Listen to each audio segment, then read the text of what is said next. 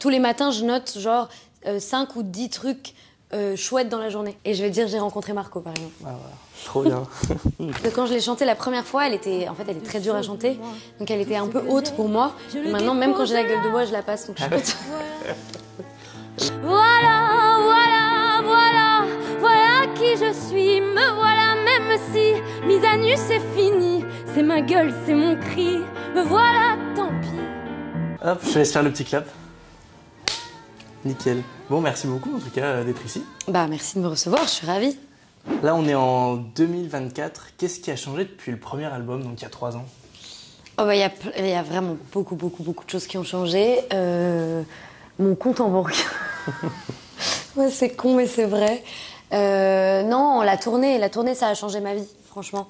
La tournée, ça a changé ma vie. Rencontrer les gens, ça a changé ma vie. Je pense que quand on vit ce que j'ai vécu avec l'Eurovision, le premier album, le fait que ça ait vraiment bien marché et que j'ai fait une tournée de 1 an et demi, bah, ça donne plus d'assurance pour repartir pour un deuxième.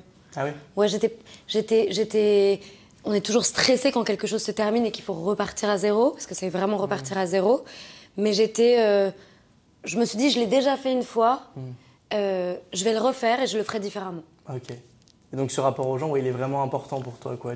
Hyper important. Ça fait la différence. C'est ce qu'il y a de plus important, je pense, quand on fait de la musique. C'est le lien au public, en fait. Parce qu'il n'y a pas un artiste qui existe sans public. Donc, voilà. Donc là, il y a ton nouvel album, La Pieva, qui est déjà sorti à l'heure où les gens regardent la vidéo. C'est un album où tu parles pas que toi, tu évoques des sujets qui tiennent à cœur. Est-ce que tu peux dire lesquels? C'est un peu compliqué comme question, dis donc. Attends, Marco, je réfléchis. Pas de soucis. Non, si, justement, c'est un album qui parle... toutes les chansons sont à la première personne, quasiment, sauf Exister. Et je parle de moi, je parle de...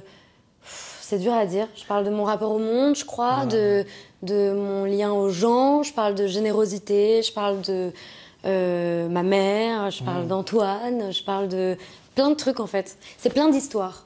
C'est Antoine, c'est qui, du coup? C'est un garçon que j'ai beaucoup aimé. Ok, d'accord. Et donc c'est vrai que tu critiques quand même, ce que j'ai remarqué, tu mets des mots forts sur le monde quand même dans lequel on vit, qui est rempli de violence, de peur. Est-ce que voilà, c'est un monde qui t'effraie ou qui t'a effrayé au moment où tu l'as écrit? Je pense qu'il faut être malin pour évoluer dans le monde dans lequel on évolue et à chaque année, j'ai presque envie de dire chaque jour, il y a des nouvelles problématiques, qu'elles soient climatiques, qu'elles soient politiques, qu'elles soient peu importe. Et je crois qu'il faut une bonne dose de joie et d'espoir malgré le fait qu'on soit quand même qu'on évolue quand même dans un monde qui est très compliqué, je trouve, et de plus en plus compliqué. En même temps, je crois qu'à chaque époque on se dit ça, donc et puis nos grands-parents ont vécu la guerre, donc finalement nous à côté on est cool, mais bon bref. En tout cas, je crois que il faut une sacrée dose d'optimisme quoi pour vivre dans le monde aujourd'hui, sans se sentir acculé par les problèmes et acculé par la pression, acculé par le gouvernement et plein de choses qu'on comprend pas aussi. Voilà. Oui, c'est vrai. Ben, c'est dans le son Maman, tu dis je me sens pas accordé au monde, je cherche dans la violence et les bombes ce qu'il nous reste d'humanité. Ouais. Je trouve que ça reflète bien. Je suis d'accord avec toi. Et c'est vrai que tu parles aussi constamment que dans les médias, on nous parle toujours des drames plutôt que des bonnes nouvelles. Comment tu t'informes, toi, aujourd'hui? Eh ben, j'ai pas la télé. J'allais dire, j'ai pas d'ordinateur, mais si, j'ai un ordinateur, mais parce que je pense aux ordinateurs qu'on avait quand on était petit, tu sais. Non, j'ai pas la télé. J'ai pas la télé, je lis pas la presse. C'est peut-être débile, mais moi, c'est une vraie volonté de pas me réveiller. Il y a des gens, tu sais, le matin, ils se réveillent, le premier truc qu'ils font, c'est regarder ce qui s'est passé, les journaux, les machins, les news et tout. Et en fait, moi, si je fais ça, ma journée commence très mal. Donc, du coup, je suis informée, bien sûr. Alors, je lis énormément. Donc, c'est mon moyen d'être connectée au sujet du monde, etc.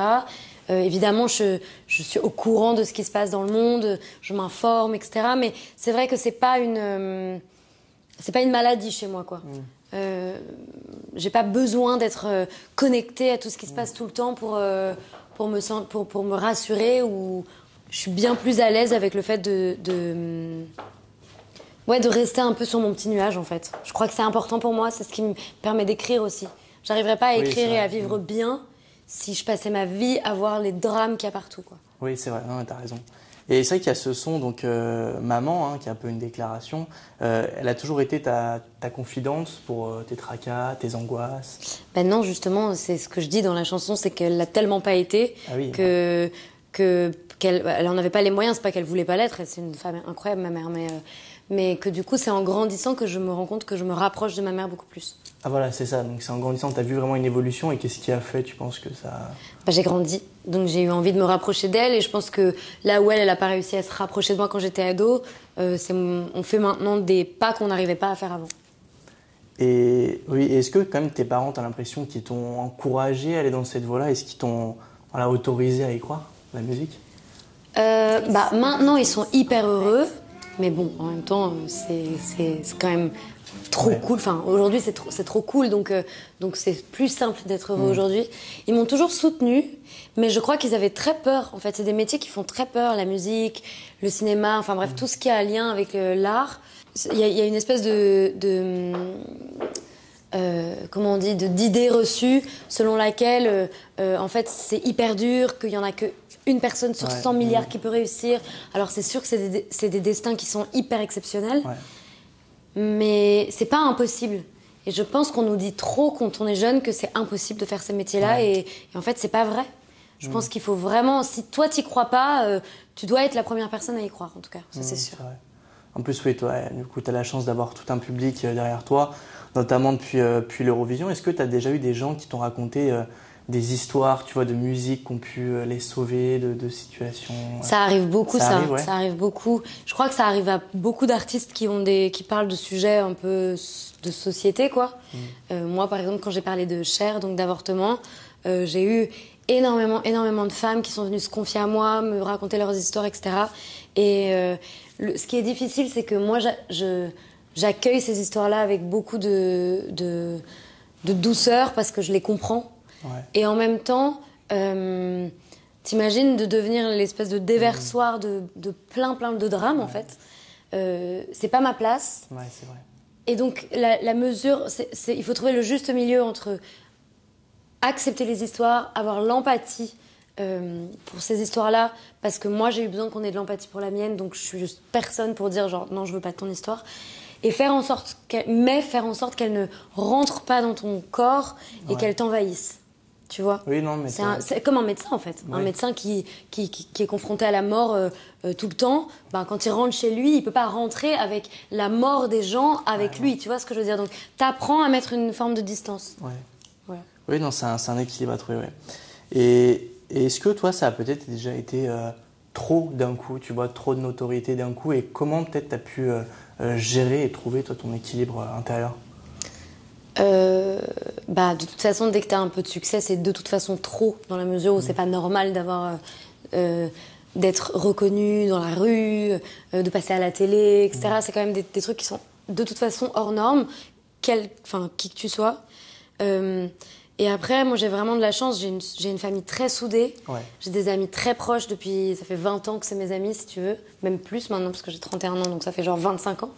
On se dit vraiment les choses. Moi, je suis quelqu'un qui parle beaucoup, qui parle en profondeur. Mes amis sont des gens qui parlent en profondeur aussi. Et donc, du coup, dès qu'il y a un petit dépassement de frontières, disons, j'ai toujours des gens qui me ramènent, quoi. Ouais, c'est bien. Et tu le sens que quand tu rentres chez toi, donc en Serbie, c'est aussi un moyen de te ressourcer, trouver de l'inspiration?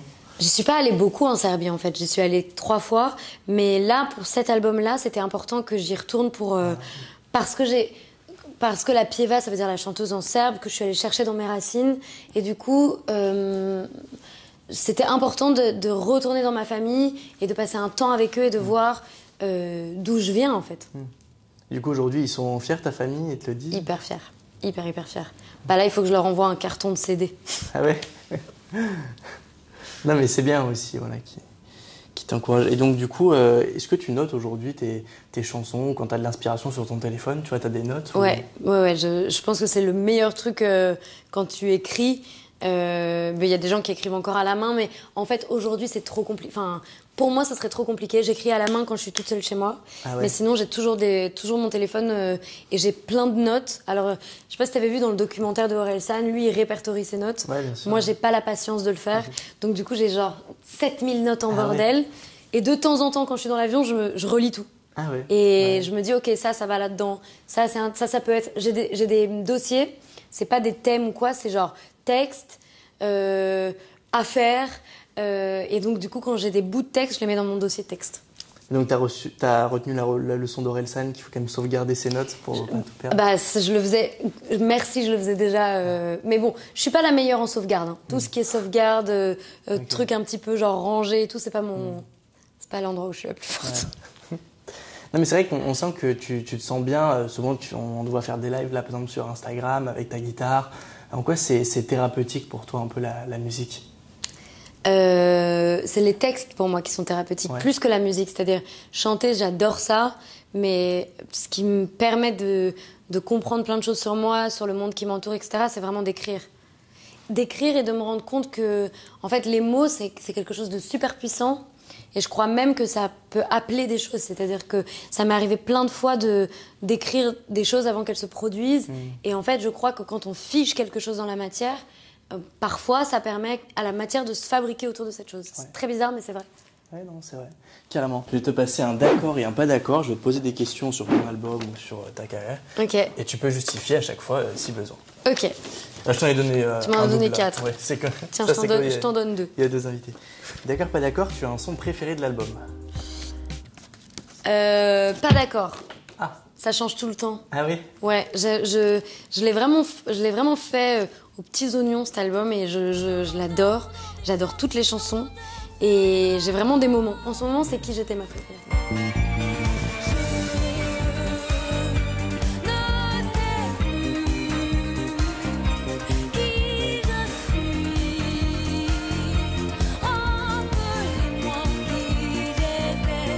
Mais sinon, demain, ce sera probablement une autre.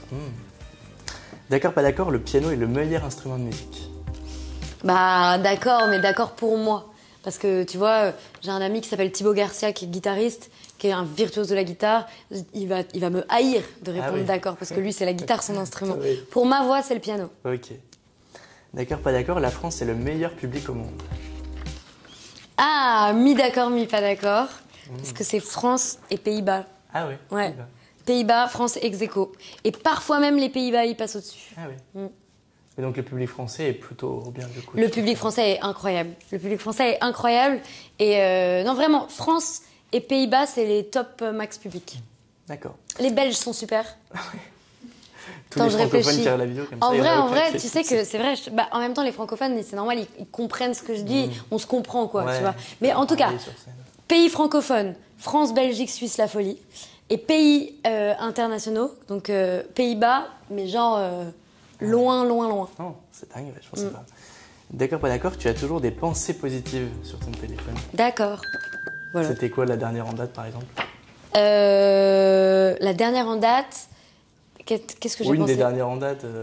Bah, en fait, c'est plutôt des trucs qui me... Tous les matins, je note genre 5 ou 10 trucs chouettes dans la journée. Ouais. Si je le fais pas le matin, je le fais le soir. Je l'ai pas fait ce matin, je le ferai ce soir.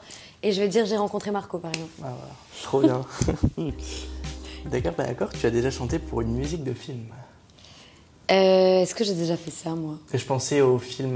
De Claude Lelouch? Oui. Bah bien sûr, d'accord. La petite transition, c'est complètement folle. Évidemment, bah oui, bien sûr. J'ai fait Enfin, j'interprète toute la musique du prochain film de Claude Lelouch, qui sort le 13 novembre, qui s'appelle Finalement, et qui est sublime. Il est sublime, ce film. Ça doit être marrant à faire aussi comme expérience. C'est très spécial parce qu'en plus, donc j'ai pas écrit, pas composé. Et donc quand j'arrive en studio, je suis dirigée, ce qui n'arrive pas quand c'est mes chansons, puisque comme c'est moi qui écris, je sais ce que je veux donner en interprétant. Et là, tu dois être au service d'un metteur en scène. Ouais. Donc c'est hyper intéressant. D'accord, pas d'accord, tu en as marre de chanter Voilà? Pas d'accord. Je pourrais la chanter toute la vie et j'espère que je la chanterai toute ma vie. J'adore cette chanson. Allez. Même la communion avec le public aussi, c'est là où elle est hyper forte, j'imagine. Elle est hyper forte. Et puis alors en plus, plus je la chante, mieux je la chante. Parce que quand je l'ai chantée la première fois, elle est très dure à chanter. Donc elle était un peu haute pour moi. Et maintenant, même quand j'ai la gueule de bois, je la passe. Donc je suis contente. T'as pas peur d'avoir des gueules de bois avec un je fais gaffe quand même. Hein. Il faut pas se bourrer la gueule avant un concert parce qu'en vrai, tu tiens pas le coup. Mais par contre, par expérience, je l'ai déjà chanté un lendemain de fête et j'ai réussi. Est-ce que tu as des petits remèdes ou pas quand on a la voix un petit peu cassée ou quoi qui marche? Faut arrêter de parler. Je fais pas d'interview les jours de concert parce qu'en fait, tu vois, là déjà, j'y suis depuis ce matin et je sens que je suis fatiguée de la voix, tu vois. C'est plus dur de parler que de chanter. Ok, ah ouais, ok, c'est marrant. D'accord, tu rêverais de collaborer avec quelqu'un? Céline Dion? D'accord. Céline Dion. Si elle m'appelle, 06 59. D'accord, Céline, je t'attends. T'as été impressionné par le docu? son show? Oui, ou son docu, ou même la cérémonie d'ouverture. Ah bah j'étais trop contente qu'elle soit là. Et le docu, on me l'a trop vendu. Ah. Du coup, on me l'a survendu. Ok. Et du coup, quand je l'ai vu, j'étais un petit peu déçue. Ok. Mais j'aime Céline. Céline, Oui, je t'aime. Je suis quand même d'accord si tu m'appelles. Et voilà. Bah, du coup, comme ça, on voilà. attend le call de Céline et puis Grave. on termine sur ça. Merci, merci beaucoup et bravo pour l'album du coup. Merci beaucoup. Top, super. Bravo.